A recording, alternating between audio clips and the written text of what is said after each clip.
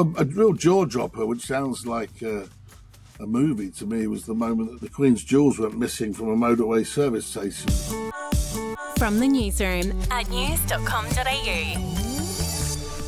A juicy new royal book has just been released, and it delves into the dynamics between members of the royal family behind palace walls, the highs and lows they've faced over the last 100 years, and what it all means for the future of the monarchy. The Windsor Legacy, a royal dynasty of secrets, scandal and survival, is written by Robert Jobson, a royal author and journalist who's covered the royal family on endless tours, engagements and major stories over the past 35 years. And he joins me now. Hello, Rob. Hi there, Bonnie. Your latest book looks back over 100 years of the royal family. Before we get into the specific details, looking at everything you've learned now overall, what is the Windsor legacy as it stands today? Oh, I think it's survival, resilience through 100 years since the late Queen Princess Elizabeth was born, shows you there's been some real serious ups and downs from the abdication onwards, really, and that other royal dynasties throughout that period were unable to survive, and just prior to that period, because they didn't really adapt to their surroundings. So really the royal family, many of the traditions that we see today that we believe have been in place for a long, long time were invented just after the First World War, really to show that the royal family was listening, to show that the royal family was prepared to change. I mean, after it even changed its name to Windsor to sound more British and not sound German like Saxe-Coburg-Gotha, because we're at war with Germany in the First World War. So, look, they will do, it shows, pretty much anything to make sure the old order survives. You've just mentioned a few of them then, but there have been key junctions over the decades that you're covering where the royals have faced these crises and massive public scrutiny. At which of those points now, looking back, do you think they were forced to learn from mistakes and make the most significant changes? Well, to be honest, I don't think they have really learned from mistakes over the years. I think there's been a repetition of the problem with the spare. There always seems to be issues with whether it was Princess Margaret, Prince Andrew, Prince Harry. I don't think they've learned really a lot there. I think also if we look at what the crises that are going on now, such as the Epstein crisis, and with regarding to Andrew Mountbatten Windsor, Prince Andrew, and Harry, they seem huge. But actually, compared to, say, the abdication crisis, and even one that I lived through, which was the Charles and Diana separation and divorce, and then the death of Diana, I don't think they do necessarily compare in terms of the serious danger that it put upon the monarchy, because they involved people closer to the top job. I mean, that's the reason. I mean, Charles and Diana's divorce, could have had serious repercussions constitutionally because it was involving the future king. Whereas Andrew and Harry were very unlikely to ever be king. And throughout all these events that you're covering in the book, what's really interesting is all the details about the members of the family themselves and how they react in these situations and how they react with each other. And I want to talk about the king first, because there's some particularly intriguing words to describe him as a boss in there. I think it's, if I quote, you wrote, it's like treading on eggshells working for him, and that he shares a fiery temper with Prince William. And I'll quote this paragraph as well. Some past staff members say surviving under the boss, Charles, requires a touch of sycophancy, and those who fail to show the due deference that he expects to receive rarely stick around. You're not mincing words there at all. Robert, what kind of man is King Charles? Well, he's unique. I mean, the reality is he's somebody born to be king, and that in itself brings its own privileges, but also its own problems. And I think a lot of people would not understand what it would be like to be in that position, because it comes immediately with a degree of sycophancy. Those people want to be close to the king. Well, it's the old emperor's clothes story. The reality is they will do and say, act and do things in a different way to if they were dealing with another person. And I think that there's also that sense that person will always be in that position of strength. And so therefore people are coming and going, and that you're still experiencing those same degree of sycophancy, people telling you your ideas are 100% perfect, for their own reasons, mainly because they don't want to lose their jobs. You also write a lot about the relationship dynamic between Prince William and the King, and there has been a lot of, I suppose, mixed messaging over the last couple of years since Charles became the King about what their relationship actually looks like. What's your understanding of how they get along? Look, I think that they get along fine. I mean, they both have roles to play, and they're both very busy in those roles that they play. But they're not. They weren't. I mean, certainly Charles had a better relationship, a closer relationship with Harry before all the issues happened. But at the end of the day, any heir and any the person in that position, the king or the queen, it's going to be a more tricky relationship because it has more meaning. Ultimately, when the king passes, William will be the monarch and will have his own ideas. And I think, obviously, when you start airing those ideas publicly, he's talking about royalty with a small r, etc. In a way, that can undermine the position of the existing monarch. So, look, they have a working relationship, a loving relationship. But it's not necessarily as deferential as, say, Charles's was with the Queen. I think, they have differences of opinion over certain things. William doesn't like wearing a kilt and things like that, whereas that upsets Charles because as Lord of the Isles, he feels he should support the people that are making the tartan and the industries, small industries in Scotland that do that, and just little, there are like issues, but obviously they very much love each other as father and son, but they don't necessarily always see eye to eye. There's the long-running battle over the helicopter, whether William should fly a helicopter with his family. I know the king, like the late Queen, didn't want him to do that because it was perceived as too dangerous for the line of succession. So, there are issues that they do disagree on, and it's usually to do with work, but there's a separation between work and family. And you just mentioned it then, the King and Harry were once very close, and obviously we know that it's been really strained in recent years. How does the King view that relationship now, do you think?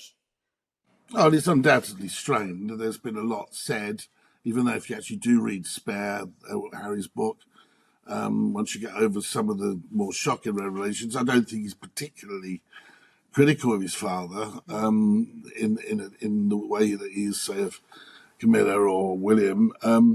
I think that that has put a huge strain on the relationship. Yeah, there's no doubt about that. As has the distance, because not seeing somebody quite so much does limit that closeness. But I think, the whole experience the King voiced it himself, didn't he? Saying that don't make the autumn of my life, the end of my life, my reign, a nightmare. And unfortunately, because of what's happening with the battle of the brothers in particular, and all the things that have been said by Harry, which have undermined the brand of the monarchy, that damage has been done. And there's no doubt about that. It has impacted on Charles's reign, which in many ways has been dominated by this sense of separation, the sense of sort of almost broken a monarchy that's divided without a doubt. There's no doubt that it's a crown divided when you have the two most prominent, the three most prominent with the king as well, at odds with each other. Yeah, you mentioned it there. I found that paragraph, or that insight into the King's words to William and Harry. I think it was right at the beginning of Spare as well. Harry introduced it that way. It was heartbreaking. He said, "Don't make my final years a misery." And it's such a human moment, and it kind of just takes you back to the core of it's a family divided, but obviously with a huge amount of scrutiny on them. There's such an interesting section of your book as well about that meeting where Harry and the King finally did actually see each other face to face right after Charles told the world that he had cancer last year. But you had some interesting new insights about how that very, very short meeting actually came to be so abrupt. The first meeting was well recorded, wasn't it? Everybody was outside Clarence House when it was happening. But I think that meeting, my understanding was that obviously Harry was told by his father that he had cancer, and then took it upon himself to come over straight away, which I can fully understand. I think anybody who's on the other side of the world and here a parent is unwell, has been diagnosed with such a condition, diagnosed with such an illness, that they would want to come over and see what they could do, or say hello, or just to give him a hug. So when he arrived, I don't think the king was in the greatest health at the time, really. He was just coming to terms with himself. I think he wanted some quiet time alone, and he was tired. And Harry sort of turned up. Of course, he waited around, changed his plans. He was used to go straight to Sandringham for a long weekend. And then the king held back. Harry turned up, and then he basically said he had a procedure that he had to have. Somebody came in and said it's time for a procedure. It wasn't a procedure. It was just a way of cutting the meeting short. Probably after about 25 minutes, that's when things could start becoming repetitive, or you could get into sort of dangerous areas I'm sure the king didn't want to get into, not because he didn't want to necessarily spend time with his son, but because he was, just coming to terms with the whole situation himself and wanted some time, I think, to deal with it. So a procedure didn't happen. He just got on a helicopter and went to Sandringham. I know you've spoken previously as well about William and Harry's relationship and the fact that that just seems to be a bit dead in the water in terms of reconciliation, certainly at this point. But what I'm interested in too is you wrote that book, Catherine, last year, focusing on the Princess of Wales. And given that and with the new book as well, I'm curious about how she factors into this family dynamic now. Her and William are really stepping up because they are going to be the future king and queen, and it is such a smaller royal team. What does the partnership between William and Catherine look like these days?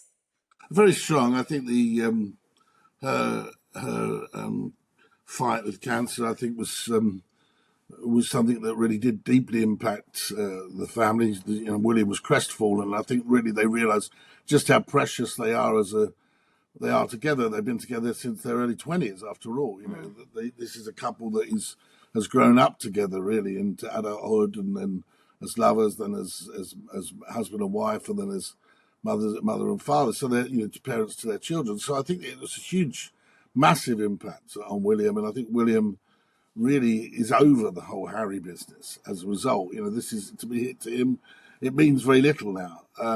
His brother wasn't there for him at the moment that he was probably, apart from his, probably at the same time, the same as his mother's loss. The moment in his life, his brother wasn't there for him, and he's over Harry. I think in terms of over all the drama that comes with Harry and Meghan, and it is drama. And I think he's now focused now that Catherine's through the other side and seems to be building her strength and ready and prepared for the next roles that she will have to play, which are going to be very significant.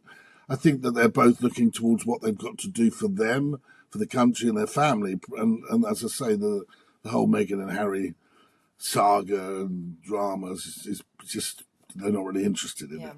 On the late Queen, still, it's very obviously very hard to criticise her because she was so beloved around the world, and rightly so. But from what we're seeing at the moment with this Andrew scandal, which has just kept on happening, it's a death by a thousand cuts, really. How significant was her blind spot when dealing with that problem back before she passed away? Well, you have to remember that the late Queen would have believed what she was told by Prince Andrew and Andrew at Windsor, and so did Prince Charles. So when he was originally questioned about this, he would have been very clear in what he said. That I don't remember. He would have stuck to what he'd said all along, and that he said he had no case to answer. He's still not been questioned under a court of law because he chooses not to. But the reality is they weren't really strong enough or decisive enough, because if they drilled down, even before that terrible interview that he did with Emily Maitlis, then if courtiers around the Queen had questioned him forensically, they would have realised that there were some serious issues that were unresolved, and therefore she may well have taken more decisive action. I think she should have probably taken more decisive action, but it's easy in hindsight. This was her son, someone that she loves, and she was probably trying to balance both sides of it in a boat without actually knowing the full facts. Now we know that Andrew had lied about seeing Epstein after the date that he said to Emily Maitlis in 2010. The fact that he's lied, his entire story open to question, and we still have no real deep satisfaction about what went on, but we do know that he's a proven liar. And obviously the Andrew crisis is the most recent, but also would have to be up there among the most significant crises that the royal family has faced. And the public cries for action, in recent weeks was almost deafening. But I've heard that you think that the King's decision to strip Andrew of his titles and that statement that came out a few weeks ago may have been a mistake. Can you elaborate a little bit on that? Look, only because it just shows you how easy it is to strip back the monarchy from their titles. Now, I'm not saying that it was a mistake in terms of result. I'm uncomfortable with a trial by media, but this is a decision that the Prince Andrew has taken. He was even offered a chance to give evidence to Congress. Doesn't want to do it because his advisors realise that he could compromise himself. If he was in America, he'd be taking the fifth. But I think that. In all honesty, it's a huge stain upon the royal family's brand. It's a huge stain upon even the late Queen for not taking decisive action, because ultimately the victims here, are these women that were abused by Maxwell and by Ghislaine Maxwell and by Epstein, in terms of Ghislaine Maxwell trafficking them, for which she's now serving a prison sentence. Epstein, died in mysterious circumstances, said to have taken his own life.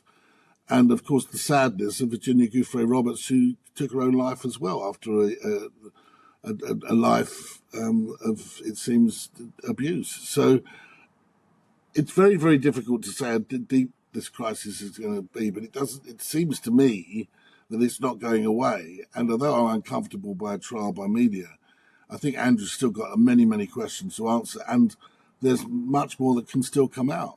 Yes, absolutely. I think that's the key point. It does seem that there is always more to find out. One more note. The problem is that even though the royal family are trying to distance themselves from it, by actually stripping him of his title, I think that in a way, for Republicans and people that don't want the royal family, it's made it easier, because you're saying if somebody does something wrong, even if it's not been proven in a court of law, if the public don't like it, then, and the palace are beginning to waver and worry that it could impact the main player, i.e. the King and William and Kate, in terms of there's not seen to be doing enough, then they will act and they will strip him of his title. Now, does that suggest in the future that William might do that to Harry? What it does show is he can do it if he chooses to do it.